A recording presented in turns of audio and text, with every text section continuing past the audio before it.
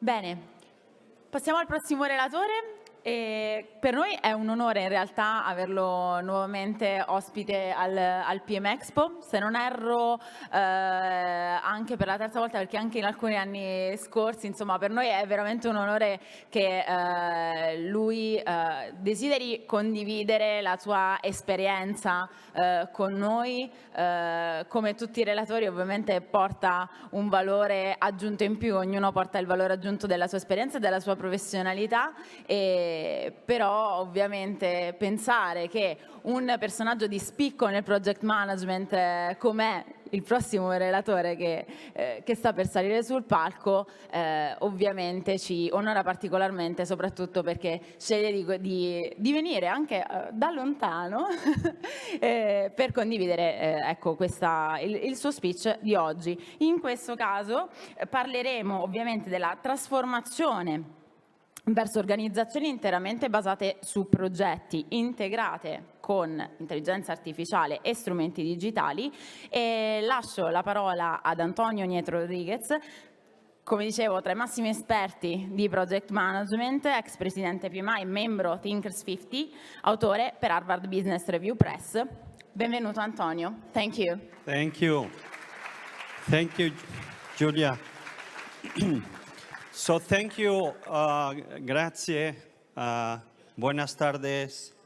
Nice to be here again. I love to come to Italy. I spent 4 years when I was a kid I lived in Rome, in Monteverde Nuovo, but I was too little. Went to the Spanish school there really good times. We were going to play football in the Gianicolo. So very, very nice times. And I like to come to Italy because you have the nicest name of a speaker, which is relatore. And it's very nice. It's more than speaker. It's telling stories, and it's something that I like a lot. So thank you for the invitation again. I have new ideas that I'm going to be publishing in January with Harvard. I think we are in a very good moment in the profession, in project management, but we need to take this to the next level. I think we clearly are in the focus in most organizations, so we need to take this opportunity. I think we've never been so essential for businesses, for people, for colleagues, to help them through these very changing times. So I put together a few slides. If this works, I don't know where to point. I'm just see if this is working. Oh, yeah, okay. Now I need to go back. Okay, okay. And now, okay, wait. The other one is me. This one is, I want to tell you the story. One of my dreams was to publish in Harvard Business Review. There is nothing like Harvard Business Review in terms of influencing the world of leaders.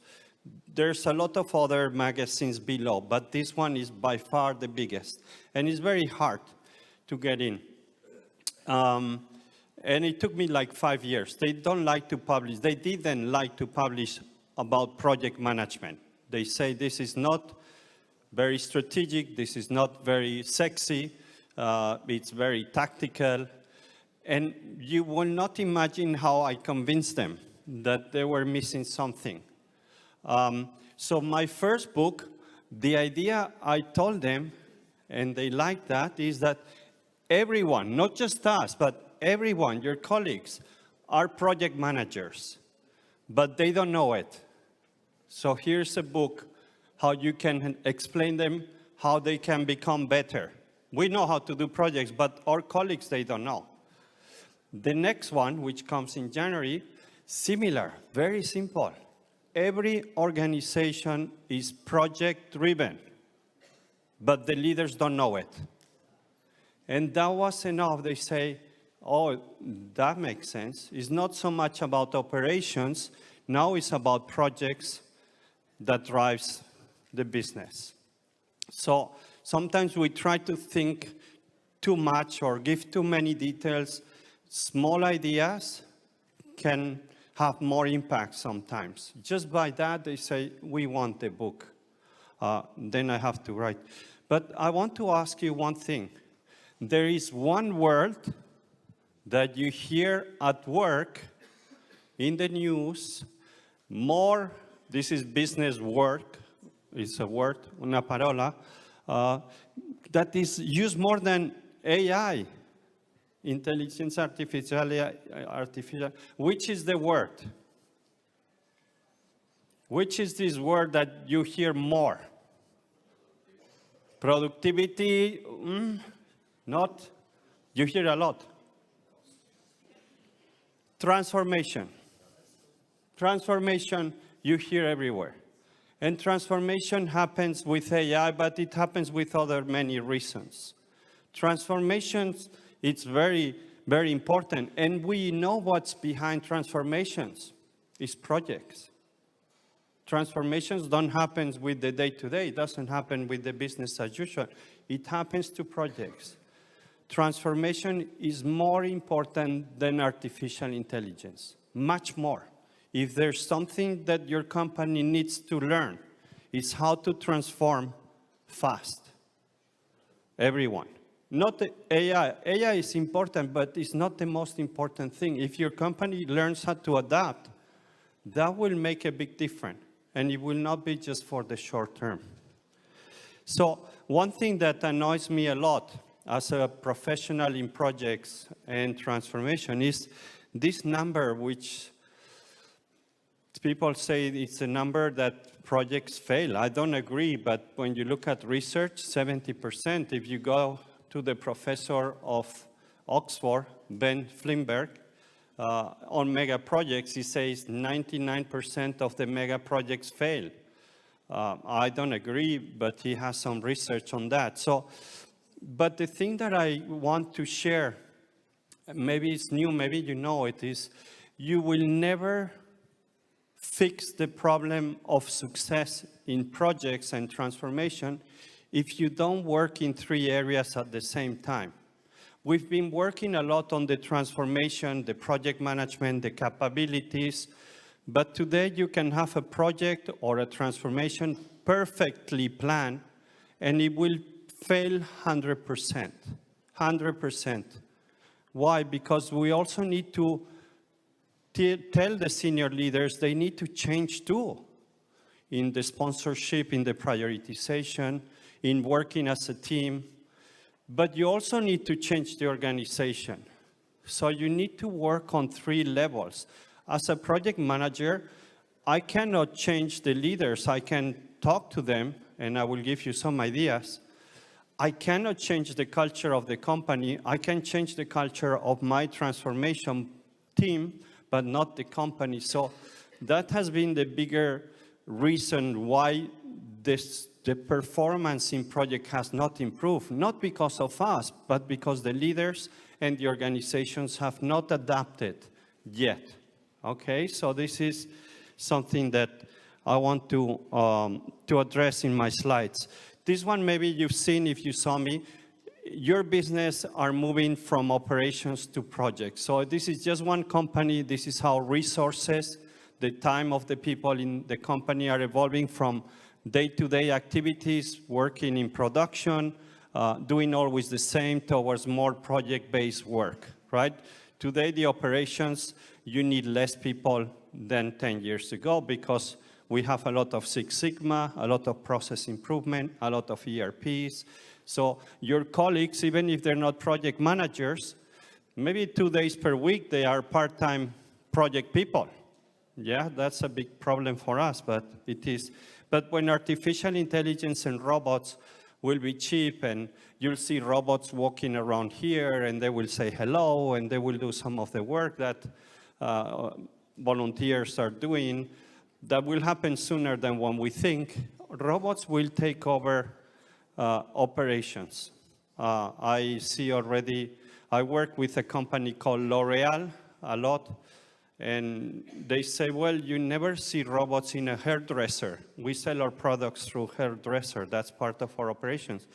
Last week, I saw a hairdresser without people and just robots cutting your hair. Operations in the hospitals, they're done by robots already. Restaurants are starting to be robots. So if you're close to operations in your business, maybe in 6 months you start seeing robots walking around. So this will happen very fast. Operations, the people that go to work from 9 to 5 and always with the same people, always doing the same things, that work is dead. Yeah, and this is the operations piece.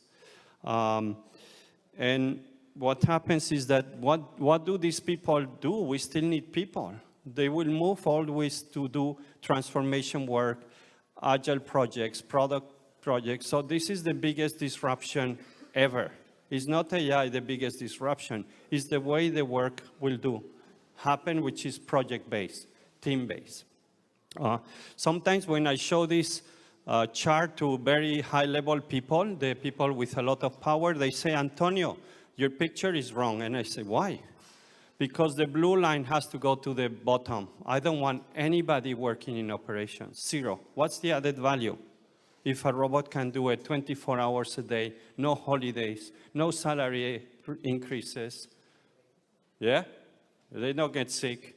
So operations will be done very soon by robots. So the thing for us is that we need to see our role as not just delivering projects, but we need to help your colleagues, people that want to go to work for stability, to tell them that that will not happen, that there's no back to normal. There's nothing that people work in operations that like the most is this word. I want to go back to normal. There's no back to normal. So this is a big challenge. So I always say, you're not just managing projects or transformation, you are a coach. You need to tell people around you that change is good, that they should not be afraid. There's lots of new things they can learn.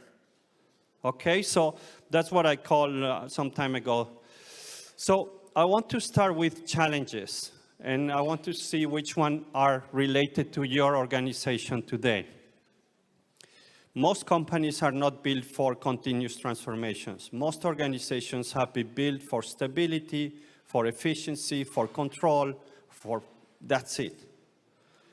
Transformation apply. So this is one of the bigger issues that most leaders think that they say, we launch a transformation and the company will follow. In Italy, in Spain, they will follow this transformation because we said from the top. We know that. That doesn't work. That's why there's no engagement when you work like this. Transformation has to happen bottom up. One of the most important words that we need to use in projects and transformation is co-creation. Co-creation means I'm not imposing. We are smart people, and we together find solutions on the benefits, on the scope, on the impact. Co-creation is if you want engagement, co-creation is the solution. It's not easy because you're not imposing. You need to listen. You need to align very diverse views. But once you reach the alignment, then you have engagement for the rest of the project. But when did you hear about co-creation in our methodologies? Never. So not top-down. Top-down, it doesn't work. Everything is a priority. Yeah, everything. We have 120 projects. All of them are really important. Right? So then on the leadership, this is something that I really like. Especially the people on the top of the organizations, they think that by launching projects, they're more important. And they think that they're doing a great job because they're so creative. And this is wrong. Every company I know, and I can bet all of your companies have more projects than what they can do, for sure. And maybe you have 2 times more projects than you can do, for sure. So this is a problem. And leaders need to learn to stop projects. This is, I think it was mentioned earlier. Leaders love to spend their time in the comfort zone. What is the comfort zone of a leader? Is it the change or is it the run of the business? Run of the business. They know that. They have the power. They're on the top of the pyramid. They say orders. They should not be there. And they go once a week to the steering committee or once a month. No, they need to move from comfort zone to uncomfort. And that's where they bring the value. So a lot of work is to be done with them. Here, you don't have the power that you have there. But you have other ways to engage people. This is where they need to spend the time.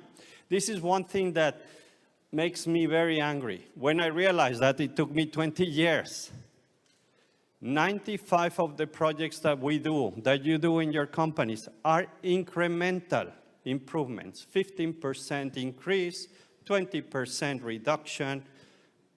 Why? Why are they incremental? It's like continuous improvement in a bigger scale. Why don't we have exponential projects? Why don't we say this project, 20%, let's go for 200%. Let's think for something else. So we have a lot of power. We are the ones who can say to the R&D teams or the marketing teams, this idea is really bad. This is crap. 20%, find something 200%, 2,000%. I'm not going to do this project unless it's exponential, unless we do something real different.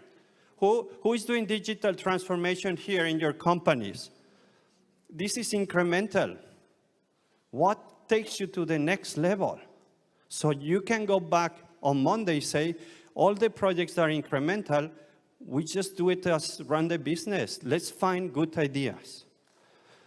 3 to 5 years transformation programs, useless. Nobody knows what will happen in 3 years. And then we have consulting firms. I don't know if there's big consulting firms here, but many companies I know, they say transformation work is done by Big Four. Well, we prefer to do the things that we know to do.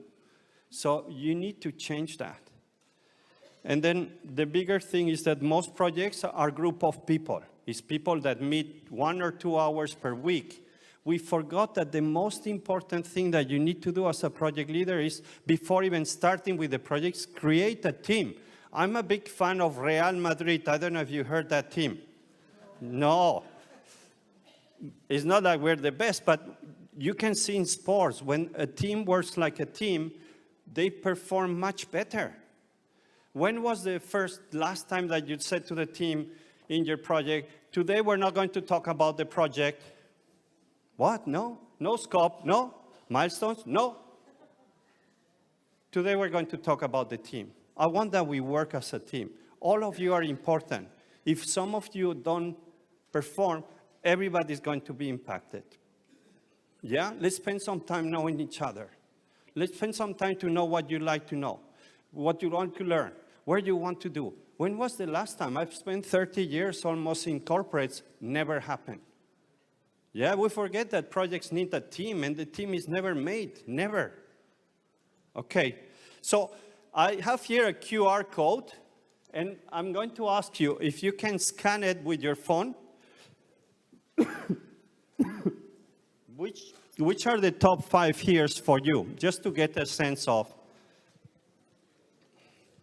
what are the more frequent challenges that you see in your company, in your organization. And we're going to show in the other screen, in one of the screens, the results. Hopefully works. So are you more on the organization, on the leadership, or the transformation? You'll get like clicks there. Just 1 minute. So we can see here on the audience what is the most important challenges. I'm curious. Oh, everything is a priority, yeah. There's no teams, I like that, this is so true. Everything is a priority.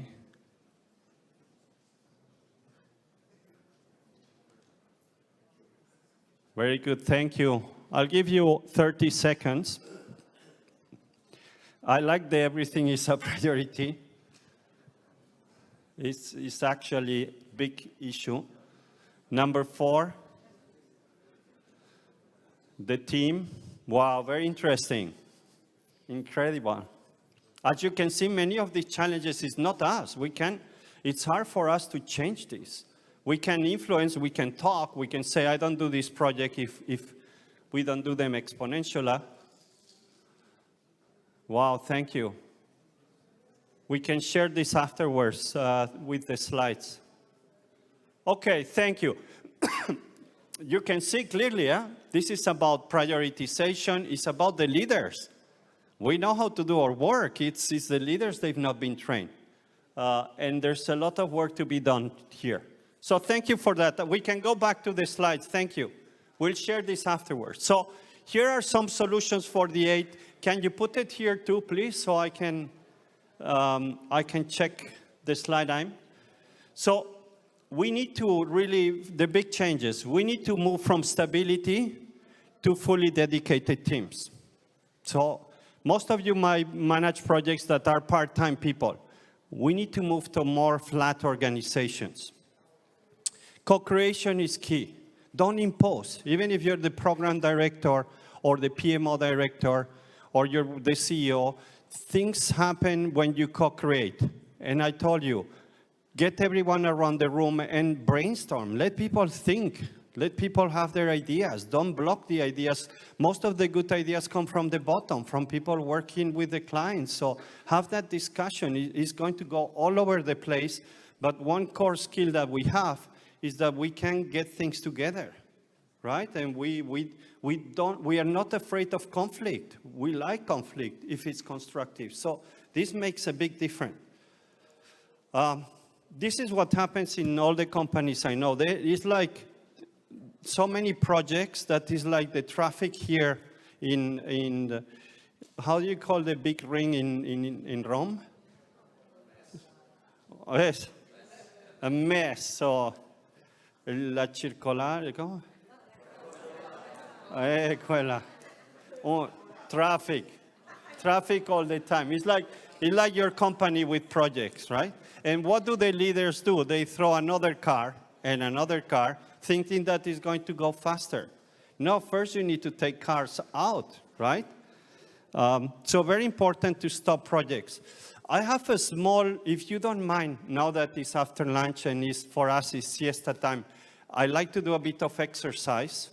So I will ask you to stand up. I want to do an experiment. Can you please stand up? It's just 1-2 minutes. It's just good for the body to stand up after. Please stand up.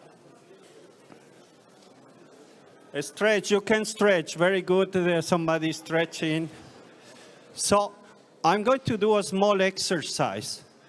I want that you think for 10 seconds. Think about the project that you're doing right now that you love, that you're so passionate, that you can't wait that the conference is finished and Monday work on it. It can be personally, it can be something that you do at work, it can be at home, but think for a second about that project that you really like. Okay, close your eyes, 10 seconds, picture that project. I know which one I'm thinking about. Very important, I really like it, I'm looking forward. It's your favorite project, okay? Now I want that you open your eyes and talk to somebody close to you about your passionate project, the project that you really like and you're doing now. Find somebody, talk for a minute about that project, the other person talks about the other, okay? Stay up, please, stay up. Stay up. Don't sit for the moment, just stay up. Stay up. I know we like to sit.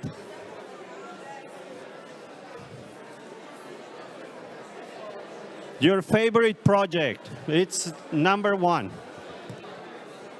The one that you really like.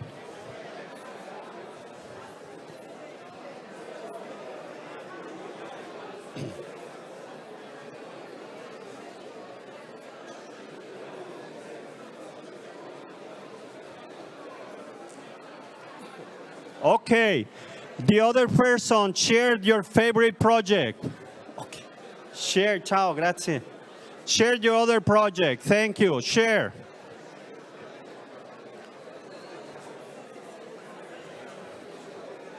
Very nice, very nice.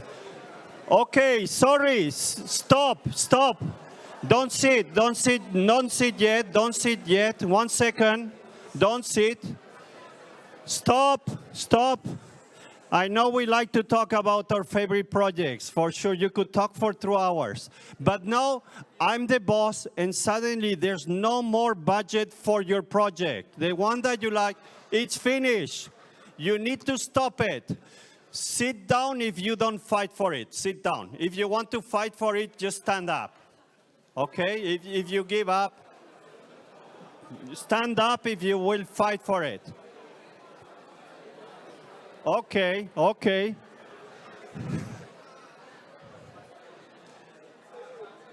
Stand up if you will fight and sacrifice and say, okay, this project, I will sacrifice time with my family. I will sacrifice time for holidays. Sit down if you give up. Okay. So, thank you. The exercise work. You know how to stop projects. Very nice. The people that stand up, they will not give up their projects, right? It's very hard. Why? Because we fall in love with our projects. It's personal. We develop sentiments with our projects. And it's really hard to stop them. This happens in your companies too. So very quickly after you launch a project, you fall in love. And it's very hard to cut it. We need to teach people that stopping project is not bad because you're focusing on something else. But do this exercise at work. People will like it. So this is about the killing of the project. Just should be something natural that we stop a project. Some projects should never continue forever. This is a very good habit, okay? I think this is not for you, but a solution I'm trying to push and try to tell your leaders, spend more time in the transformation, in the project space. Don't do the business as usual. That's easy. We want you on the other side. Aim for 30% of your projects exponential. That's what happened with the vaccine. I come from vaccines. And before the COVID, if you say you're going to do a vaccine in 12 months instead of 12 years, people will say you're crazy. Or you're fired, Antonio, for coming with such a bad idea. It happened. It's not the perfect vaccine, and you can argue a lot of things, but they developed something in 12 months by working together, focusing, getting decisions, getting also the stakeholders, the regulators, all working together. SpaceX, yeah, they came and said, we're going to do a project, a rocket that you can launch and pick it back. And they say, you're crazy? At 10%, 90% cheaper. Are you crazy? So that's exponential thinking. When you hear Elon Musk today, he's already thinking about robots, not about his Tesla car. So what's the big exponential idea that you're working on in your companies? If not, you have a big problem. Yeah, it's just incremental. This is something that is very important. I'm trying to propose that in companies, you just have projects of 3 months or 6 months. That's all. If you no longer, because it allows you to keep the attention. If you have 3 or 6 months, 3 for the bigger, smaller projects, 6 for the transformation.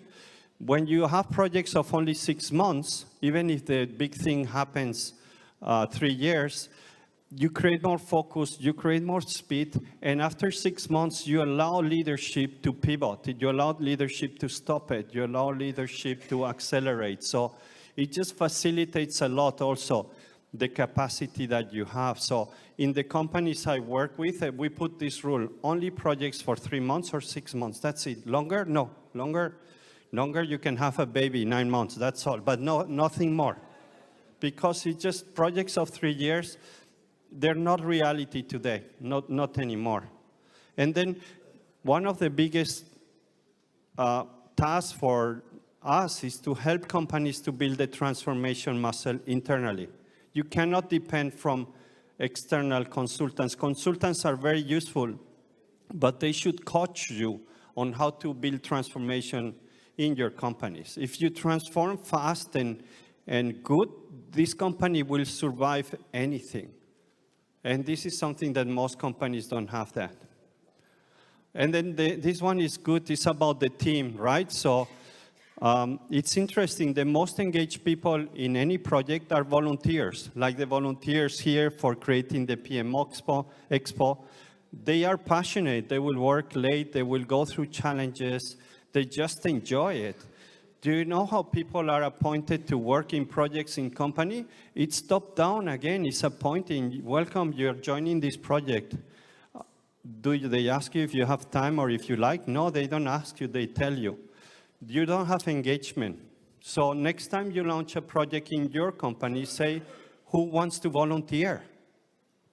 Who wants to volunteer? And if nobody volunteers in your company about the project that you're going to launch, what does it tell you? Don't do the project. If nobody wants to volunteer for your project that you're starting in your company, don't do it. You're crazy if you do it. Yeah, because there's no engagement. So that one is really make teams. You cannot imagine how much you win if you spend one day just doing exercises on team building, on getting to know. I learned that my kickoffs are not about the project. My kickoff is about the team. That's number one priority. And in the team, I can have partners, I can have clients, I can have, it's not just my company, it's the people. And we spend the whole day knowing each other and telling them how important. Maybe we don't see each every day, but we need to think about the project every day. When we meet together, I want that we're totally focused. And people really love that because they get attention, they get recognition, and they're proud to work with you. So please, on Monday, make sure you have a team there for a time for creating that team. So here are the, the rules, but if you want to create change in your company, this is what I advise them. This is maybe the most important of my session. Try this on Monday. I just want to. So one of the things that companies need to learn, leaders need to learn, is that you have hierarchy in operations. Yeah, you have levels and you have silos, and this is perfect. But in projects, there's zero hierarchy. There's no hierarchy. In Real Madrid, there's no hierarchies. There's the coach and the team.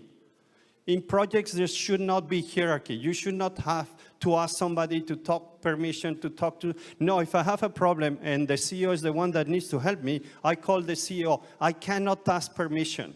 There is no hierarchy. I work with French companies, and they love hierarchy. In Spain, we love hierarchy. So when I give training, they told me, Antonio, don't be too strong on the hierarchy. We want to keep the hierarchy. Say, you want to do projects and transformation, stop it. There's no hierarchy. Okay, so what I recommend, and the other thing, there's no job descriptions. Why do we have job descriptions? This is 80 years old. There should not be no titles. I'm Antonio, I know about change, or I like facilitation. That's it, that's my role. So what you do on Monday, go and say, this week, we don't have hierarchy in my company. Propose that to your boss. No hierarchy, zero hierarchy for 1 week, zero. And no job descriptions, for 1 week. Let's see what happens. It will be chaos for 1 day, maybe 2. But then you'll see how people start working together and start to take some leadership and start taking decisions and start moving faster. I've tried that a few times, and it's incredible. You want to do this seriously? Take those radical steps. Okay? You promise you'll do that on Monday? Then put that in LinkedIn and let's see what happens. Okay? Really, this is how we make change. Then very quickly on project-driven. I always say the companies we work today, the more established, they were built for the century 19. This is the concept. The hierarchies are 200 years old and still having today. We have skills for last century. Most of us, we've been trained for last century. What we learn in university, you don't even learn project management. And we're trying to compete against 21st, and this is why it's so difficult. I work a bit in Asia. In Asia, they have organizations built for the 21st century. They have skills for 21st century, and they're competing in 21st century. I'm very worried because they're so fast. So I don't know how much we're going to last. But I think this is the final concept. We heard that about operations-driven. This is what happened for 100 years. Hierarchical, silo, efficiency, great.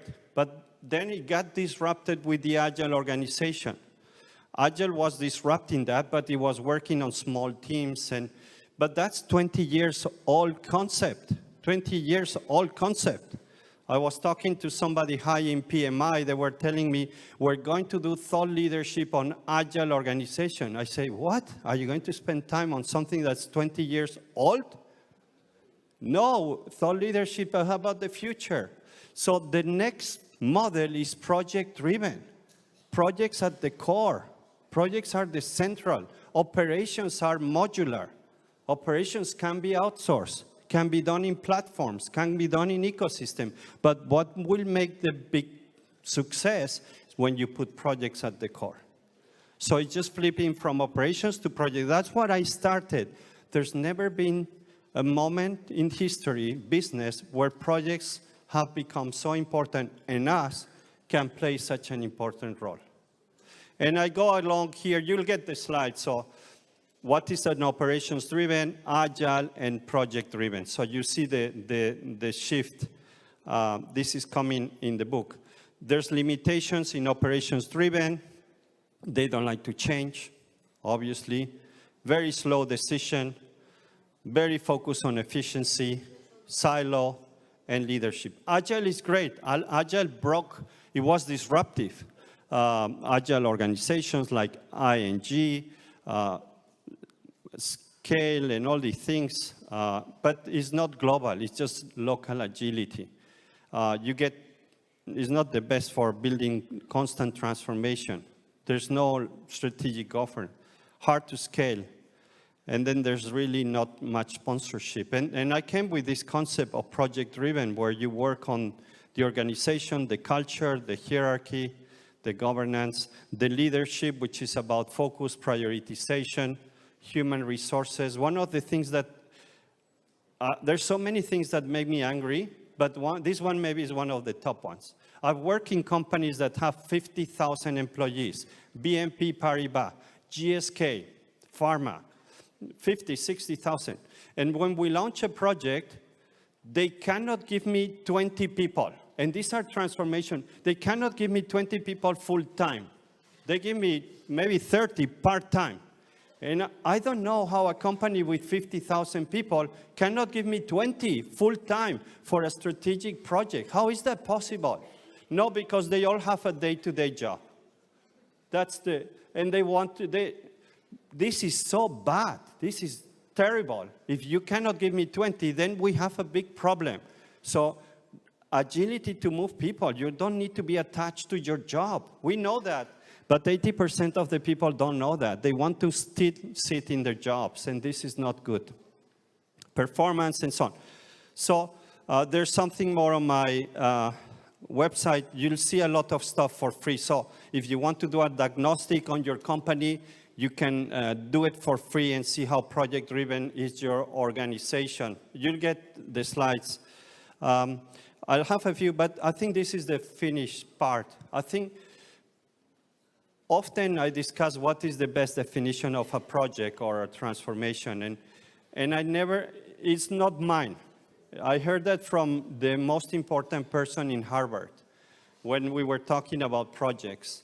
And he told me, Antonio, your projects are your future.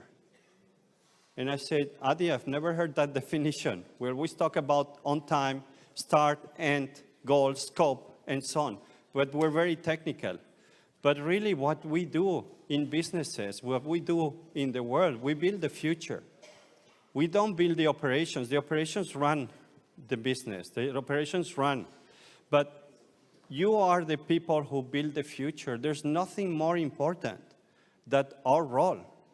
We're future builders. We are architects of the future. If you fail, there's no future for your organization. So it just makes me realize that we are not proud enough of what we do. And we should be very proud. We are the ones who make these things happen. And this is, for me, the best way to look at our profession. We are the future, and we deliver the future. And with that, thank you very much. Oh, just on time. Thank you. Thank you.